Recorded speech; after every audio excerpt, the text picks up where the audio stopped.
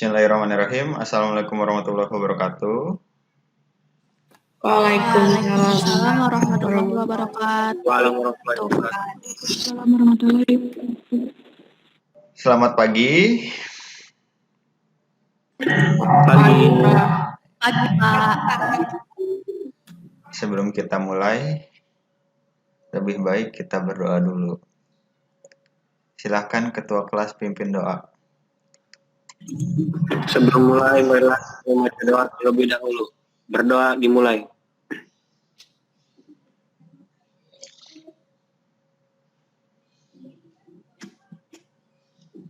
Berdoa selesai.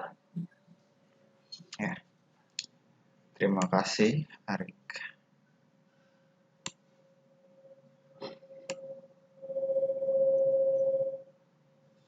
Cek Google Attendance baru 19 orang yang masuk ini.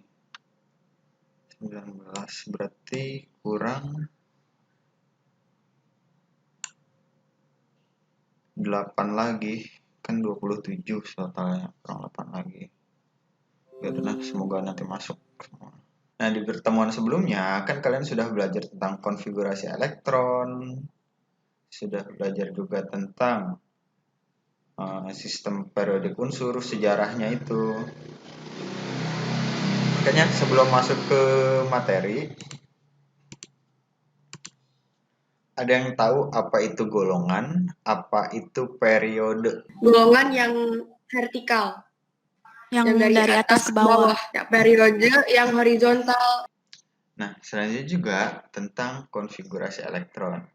Saya mau mereview dulu tentang konfigurasi elektron. Silahkan dilihat videonya ini.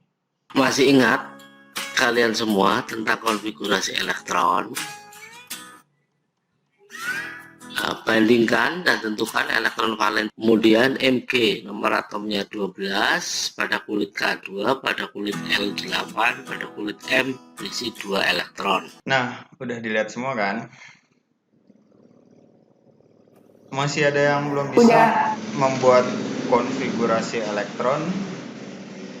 Bisa, Pak. Untuk hari ini kita akan belajar tentang hubungan konfigurasi elektron dengan letak unsur dalam tabel periodik. Tujuannya agar kalian dapat menentukan letak unsur di tabel periodik itu. Silahkan tonton video pembelajarannya, kan ada 2, yang satu udah tadi, masih ada satu lagi tentang penentuan letak unsur, golongan berapa, periode berapa, untuk membantu kalian mengadakan KPD. Bahan ajaran juga dibaca, itu modul dibaca. Kalau misalnya kedua bahan itu kurang, kalian bisa lihat tuh dari buku paket atau dari internet, kalian bisa browsing. Udah, saya kasih waktu 15 menit. Sekarang kan 7.38, genepin aja jadi 40. Tambah 15 menit berarti 7.55. Kita ketemu lagi meeting di sini jam 7.55 ya.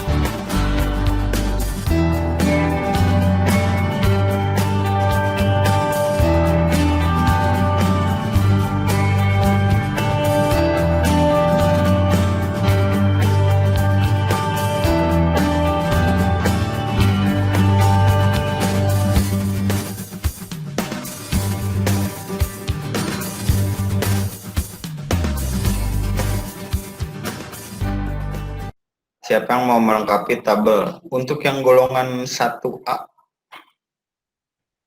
Satu aja. Oke, Pak. Siapa? Udah Fahim aja dulu. Ya udah, Fahim. Satu aja kan, Teh? Satu A ya? Iya, satu aja. Unsur Li nomor atom 3 berdasarkan kulit 2 dan 1, berdasarkan subkulit dan orbital 1s2, 2s1. Unsur Na dengan nomor atom 11 berdasarkan kulit 2, 8 dan 1, berdasarkan subkulit dan orbital 1s2, 2s2, 2p6 dan 3s1. Unsur K dengan nomor atom 19 berdasarkan kulit 2, 8, 8 dan 1. Berdasarkan subkulit dan orbital 1s2, 2s2, 2p6, 3s2, 3. Nomor atom 6, konfigurasi berdasarkan kulitnya 2, 4. Berdasarkan subkulit dan orbital 1s2, 2s2, 2p2. Lalu unsur Si, nomor atom 14, konfigurasi berdasarkan kulitnya 2, 8, 4. Berdasarkan subkulit dan orbital 1s2, 2s2, 2p6, 3s2, 3p2. Yang terakhir, unsur Ge, nomor atom 32, konfigurasi berdasarkan kulitnya 2, 8, 18, 4. Berdasarkan kesamaan, bagaimana cara menentukan letak golongan unsur? Letak golongan dulu ya.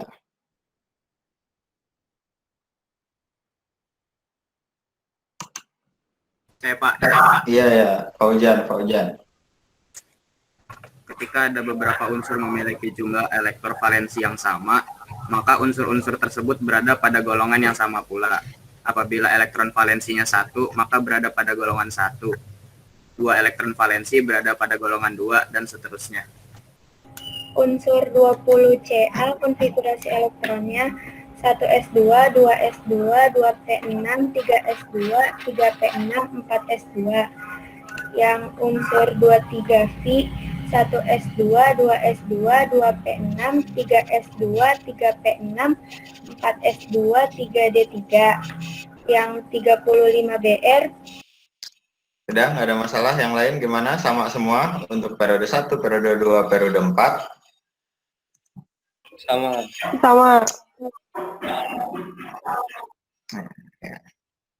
Sama semua. Coba sih, kalau misalnya yang periode 4 aja deh, periode 4 dibikin konfigurasi singkat. Yang pakai gas mulia itu, konfigurasi singkat. Jadinya apa? Yang CA kalau lebih singkat berarti unsur AR dengan nomor atom 18 dilanjut sama 4s2. Kenapa yang di periode 4 kok yang dipakainya AR? Kenapa nggak yang lain? Menurut saya itu yang paling dekat. Iya, karena yang paling dekat gitu ya. Untuk menentukan letak periode di suatu unsur itu bisa dilihat dari bilangan kuantum utama yang terbesar atau kulit. Pak, saya ingin bertanya.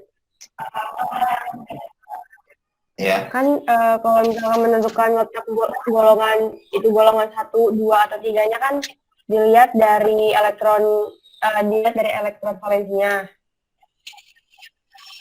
Terus kalau misalkan kita tahu itu golongan 1-nya A atau 1B itu ada caranya nggak? Atau emang harus dihafal aja? No, untuk menentukan letak itu dia ada di A atau di B. Ada yang bisa jawab? Yang lain ada yang bisa jawab? Saya Pak. Ya, Fahim. Ya, Fahim. Untuk nentuin A atau B-nya itu di orbital terluar, kalau dia S dan P, berarti dia termasuk golongan A. Kalau dia orbital valensinya D, termasuk golongan B. Kalau F, berarti dia ini D apa ya? Iya. Iya. Lantanida dan Lantanida. actinida kalau yang terakhirnya DF. Kalau saya ngertinya yang itu Pak, yang unsur P15 itu kenapa dipakai 2? Karena kan itu yang 3S2 sama 3P itu masih satu kulit, di kulit ketiga, jadi dipakai dua-duanya. Kalau ini yang jumlahkan yang mana?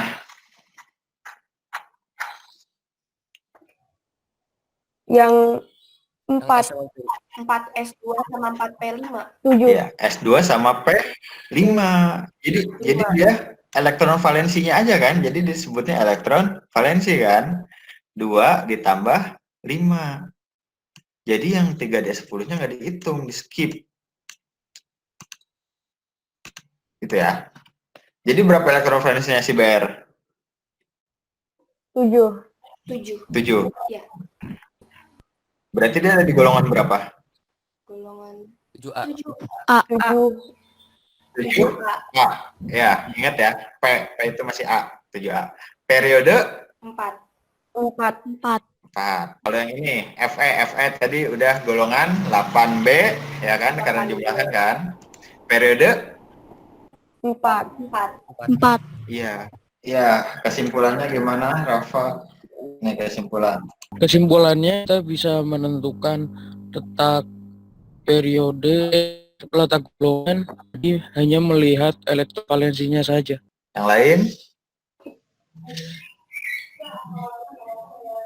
Saya Pak, Ya, udah.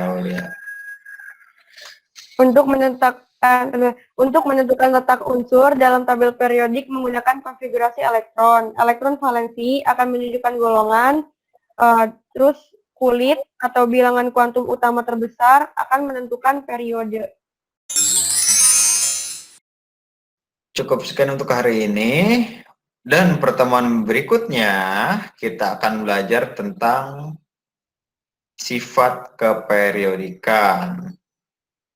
Semua bahan sudah saya upload di Google Classroom. Silahkan di-download dan silahkan ditonton. Nggak ada video sih. Silahkan dibaca bahan ajarnya. Nanti kalau misalnya kurang, bisa lihat dari buku paket, atau misalnya lihat di internet, atau misalnya nyari video lagi sendiri di YouTube, nggak masalah itu. Nih kode kuisisnya ya, 029917. Ya udah, saya tunggu di kuisis.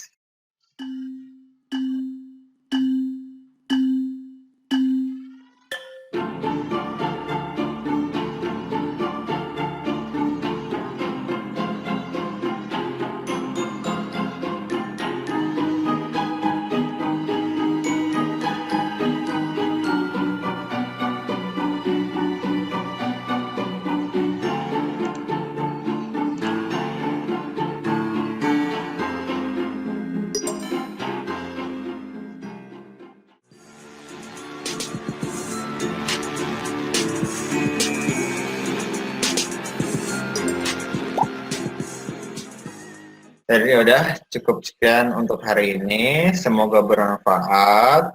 Terima kasih atas kerjasamanya. Terima kasih. Wassalamualaikum warahmatullahi wabarakatuh.